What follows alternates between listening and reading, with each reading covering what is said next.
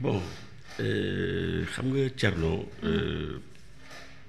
parler de Thierno sax bon xam naa ne moom ça va prendre beaucoup de temps mais dafa am benn résumé succinct ba ma bëgg a def sur le personnage. Parce que su ma déggee xam nga c'est chroniqueur ou bien journaliste voilà c'est ça. Serigne waa chroniqueur la Thierno Alassane Sall Ousmane Sonko du nawlem. Ça me pose un problème. Ça me pose un problème parce que Ousmane Sonko boobu muy wax naan du nawlem. tey jii moo doon xalamal Thierno Alassane Sall. di ko tagg. naan y' a pas plus intègre que lui voilà Sénégal dañu soxla des hommes comme Thierno Alassane Sall. te su Macky amoon dara si moom dina ko jàpp. dina ko jàpp mooy tarfatal ay nu loo xam ne mooy livre bi nga xam ne. VAR xale yóbbu nañ ko VAR de l'Élysée. keroog man maa ngi woon ci salle d'audience bi j'étais témoin des faits. dama fekkee lu bëri. Ousmane Sonko bi muy wax loolu. naan ko gis nga livre bi dafa dépasser même la personne de Thierno Alassane Sall. Parce que révélation yi mu def fii. et j'invite tous les Sénégalais. vraiment surtout les chroniqueurs et autres. ñu lire ko pour xam qui est Thierno Alassane Sall. parce que nit ki balaa ngay wax ci moom doo koy xam ba pare. c'est extrêmement important Thierno Alassane Sall du moroomu Ousmane Sonko peut-être titre bi PM. mais bu dee jaar-jaar Thierno Alassane Sall d'abord il a été directeur de l'ASECNA. pendant plusieurs années. représentant de l'ASECNA ku ko xam waxuma la c'est plusieurs pays réunis yaa ngi dégg donc yi nga xam ne donc dañuy jouer dans ce qu'on appelle la navigation aérienne. parce que moom c'est un ingénieur dans l'aviation civile nekk ingénieur dans l'aviation civile nekk ingénieur aussi dans les télécommunications. Thierno Alassane Sall occupé de hautes fonctions au Sénégal. de hautes fonctions parce que nekk na fi tey jii directeur de l'ARTP. fa la ñëwoon demander à ce que ñu wàññi salaire am sa la jëloon kër bi nga ko joxoon maison de fonction mu delloo ko lépp ngir Sénégal jógee nekk ak directeur de la RTP il a été aussi 2 fois ministre de la République il a été ministre de l'énergie et des mines nekk ministre des transports. Thierno Alassane Sall pour vous dire il est l'auteur de ce livre-là bi nga xam ne c'est un livre historique parce que c'est pas donné à n'importe qui te Ousmane Sonko ne me démentira pas. Thierno Alassane Sall au-delà de tout cela il a été député 2 fois ngi nii mu nekk député du peuple 14e législature 15e législature et j'en passe lan moo tax te man loolu moo tax loolu dafa baax sénégalais yu comprendre lan moo tax mu génn ci gouvernement Macky Sall ak nekk ministre mu neexee il était le ministre le tout puissant ministre de l'énergie li tax mu génn parce que dañ ko bëggoon signaloo des contrats yoo xam ne dëppawul ak intérêt wu Sénégal malgré avantage yi ñu ko proposé woon lépp bonus de signature beeg ay propositions lu nekk et cetera mais il a refusé sur tout ça mu bañ carrément ne man Sénégal je ne suis là que pour l'intérêt du Sénégal. ay intérêt boppam milliards yi ñu koy jox ak bonus pendant 40 et quelques années et tout ça mooy li ñuy wax bonus de signature. soxlawu ko mais juyal alalu Sénégal di ko tayle mu jaral ko mu démissionné parce que Macky Sall ci boppam moo ko ordonné woon en tant que président de la République. ne ko signé mu ne du ma ko signé. Boun Abdallah Dionne en tant que premier ministre. ñëw sur instruction du président de la République ne ko signé mu ne du ma signé je préfère démissionner. que naan damay signé lii di jaay alalu askan mu génn gouvernement Macky Sall créé parti bi tuddee République des valeurs. En 2007. Thierno Alassane Sall c'est grâce à lui que on est au niveau de l'ASECNA parce que à l'époque gars yi dañu bëggoon maanaam génne Sénégal ci ASECNA mais bi mu xoolee ba xool ndekete moom en fait raison yi nga xam ne moom la gars yi bëggoon mooy dañu bëggoon accaparer wu maanaam patrimoine foncier bi nga xam ne moom la ASECNA occupé woon à l'époque c'était avec Farba Senghor mu doon le ministre le tout puissant ministre super ministre mu jàppante seeg moom carrément ba affaire bi dem ba jusqu'au premier ministre Macky Sall mu doon àtte est-ce que Sénégal day des ci ASECNA wala day génn bi gars yi yëpp ñuy wax tout le monde presque la plupart ils étaient pour ñu génn parce que ñoom en réalité cet intérêt mooy rek nu ñuy defee ba paccoo suuf si nga xam ne moom la fi ASECNA di bàyyi mais bi mu waxee jël parole bi mu joxe des raisons techniques parce que c'est un ingénieur te ingénieur c'est pas donné à n'importe qui.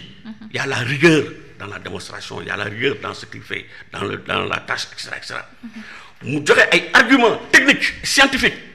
yi nga xam ne moo tax Macky Sall daal di ko jox raison ne ko on ne sort pas de la sécurité. loolu moo tax mu am rapprochement avec Macky Sall loolu kese. kon Thierno Alassane Sall bi mu commencé donc di bañ du tey parce que 2007 boobu. bi mu opposé wu Farba Senghor comme il n'a pas eu gain de cause da ko jëloon exilé ko jusqu'aux Comores. figure en 2007 ay ñoom Jean-Michel yooyu boo yooyu en 2007 xam naa ne ils étaient encore à l'école primaire.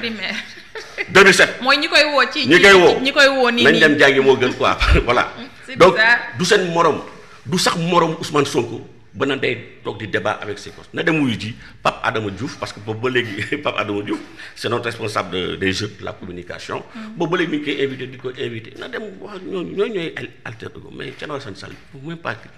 bref mais bon ce qui s'est passé mooy Ousmane Sonko da ko tuumal pour répondre à votre question. oui lan moo tax ñu def conférence de presse bi. conférence de presse bi li ko ëmb. du dara. Qu'est-ce qui s'est passé? D'ailleurs, boycotté. On a boycotté et on a raison. On a donné les raisons de notre boycott. Boycott, c'était un signal. Bon, il fallait que nous lancions à l'endroit des autorités. Parce que, fait que les députés, dans l'enceinte même de l'hémicycle, madame, nous avons prérogatives, nous avons prérogatives, de côté, nous les négons, il y a lieu de protester, forme de protestation. Parmi ses prérogatives, un député, il a le droit de faire un appel au règlement intérieur. Ce qui est de chaque fois que quelqu'un règlement intérieur, un député, mon vice-président, je fais un appel au règlement intérieur. Mais Thierno Alassane Sall, on a vu ce qui s'est passé. D'avoir un appel au règlement intérieur, mais on ne lui a pas permis de se prononcer. Tout le temps. Le président de l'Assemblée nationale, Malick Ndiaye, mais ne ko delul fi nga demal toogi mu wax ko ne ko je fais un appel au règlement intérieur yore règlement bi mu ne ko non demal nga toogi benn deuxièmement dañu nekk dans une assemblée boo xam ne premier ministre bi nga xam ne dañ ko nommé c'est un décret contrairement aux députés yi nga xam ne ce sont les représentants du peuple dañ leen élire ku ci gën tuuti lu mu néew Ousmane Sonko xam ne c'est dara am na plus fort mooy il a au minimum 25 000 Sénégalais yoo xam ne ñu ngi ci ginnaaw kon ñooñu dañ leen war a jox seen wàccuwaay tey PM d'abord temps de parole bi ñu ko jox c'est 2 fois supérieur à temps de parole bi nga xam ne moom la député yi am mais lan la ñu gis député yi day ñëw poser question ci laps de temps bu ndaw PM ñëw jël 2 fois temps au lieu mu tontu ko ci question bi ñu ko laaj bi nga xam ne c'est des questions d'intérêt général nga xam ne moom la askan bi soxla parce que Assemblée nationale tamit dañu war a wax loo xam ne ça porte sur l'intérêt des Sénégalais mais di ko def ay daggasante ay débat de personnes ay attaques crypto personnelles yoo xam ne te li gën a grave mooy le député il n'a même pas la possibilité de reprendre la parole pour lui apporter la réplique mu nekk loo xam ne tamit c'est une raison de boycott pour faire un signal fort mais bi ci gën a grave am na yeneen argument parce que le temps la ñu xoj mooy bu nekkee député yi dañuy dem ba ci biir enceinte de l'Assemblée nationale ñu leen di agresser avec la complicité des autorités c'est un problème parce que ce lieu de travail yow Fatima boo ñëwoon tey fii ñu di la agressé ba ce lieu de travail non da ngay gis damay riposter waaye moo la ma ne du ma fi ñëwati bale ko ñu ñëw ak seen partisans yi ñu ñëw commencé di yuuxu di tàccu alors que c'est interdit di jël seen téléphone portable yi di filmer te loolu yëpp règlement intérieur bi da koy tere mais su fekkee ne Assemblée nationale bi nga xam ne fa la ñuy voté loi yi ñoom ñu nekk un modèle de référence d'exemplarité bu fekkee ñoom ñooy njëkk a jalgati loi bi nga xam ne moom lañu fa lañ koy voté mais ça pose un sérieux problème moo tax gars yi ñu ne nag stop donc c'est un signal qu'ils ont fait pour bañ a nekk des complices ou bien des faites-valoir de Ousmane Sonko bi nga xam ne dafa bëgg a transformer Assemblée nationale en ce qu'on appelle une agence de communication loolu moom duñ ko nangu tey duñ ko nangu ëllëg donc voilà donc les raisons du boycott les raisons maintenant de la conférence de presse gis nañ ne que keroog bi ñuy boycotté effectivement Ousmane Sonko dafa ñëw mais c'est extrêmement grave di accuser di tuumal Thierno Alassane Sall ci ay signature yoo xam ne moom mi nga xam ne moom tey jii moo toog di ko tuumal démb moo ko doon xalamal di ko jël comme un modèle un exemple di ko jël comme royukaay di ñëw këram chaque jour pour s'inspirer boobu Ousmane Sonko kenn xamu ko woon ñaata yoon la Ousmane Sonko ñëw kër Thierno Alassane Sall bañ na ba grand la koy wooyee un grand keroog bi muy ñëw ci événement bi il avait dit que donte invité wuñu ma mais man maa décidé ñëw parce que dama war a ñëw grand bi il m'a fait une dédicace c'est comme ce livre là daf ko dédicacé livre bi daf ko dédicacé mu ne ko nag il devait venir les VAR sont là je pense que je vais pas rentrer dans les détails mais non seulement da ko tuumal mu nekk loo xam ne c'est extrêmement grave pour quelqu'un boo xam ne tey jii li tax mu génn ci gouvernement Macky Sall bañati encore signer des contrats yoo xam ne dëppoowul ak intérêt au Sénégal dire Sénégal moo tax mu génn ci gouvernement bi ak ministre mu neexee avec tous les avantages nga ne ñuqit teg fële lépp daal di démissionner créer sa parti wax dëgg yàlla kooku boo ñëwee ne ko tey da nga signer ay contrats yoo xam ne c'est contre les intérêts du Sénégal te indiwuloo les preuves de tes allégations c'est extrêmement grave parce que en droit on dit que la charge de la preuve incombe au demandeur yow mi nga xam ne yow yaay ñëw tey di accuser nit ki da nga war a indi say preuve te Thierno wax na ko démb ci conférence de presse bi nee na Sonko su fekkoonte ne woon il avait tarfatal aynu une preuve de ces allégations tey waxuma la Sénégal waaye adduna bi yëpp le monde entier serait inondé de ces preuves donc c'est pour dire que il est dans son exercice préféré di sosaat di sososi donc sos loolu moom je pense que kilifa am na foo xam ne boo ko tolloo donc da ngay éviter vraiment di wax loo xam ne nekkut donc benn deuxièmement dafa lancer un défi dafa ne man je suis prêt à un débat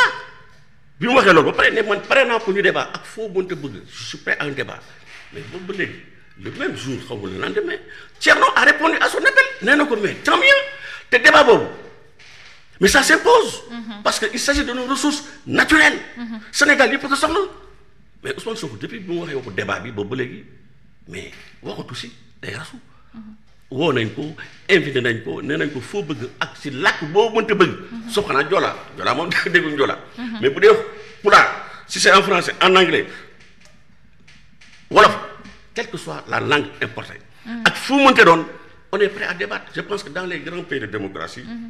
c'est comme ça que ça se passe les grands hommes dañuy toog di débattre comme ça su ko defee le peuple bi nga xam ne moom moo am souveraineté mu mën a apprécier ñu xam qui a raison et qui a tort tey aujourd'hui Ousmane Sonko il a lancé un défi ngali ba léegi jusqu'à ce jour maanaam invitation bi ça tient on est prêt à débattre avec lui quant à Jean Michel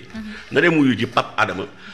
boobu ba léegi bi koy woo je pense que mooy celui son alter ego dinañ si ñëw noo jàngatee les raisons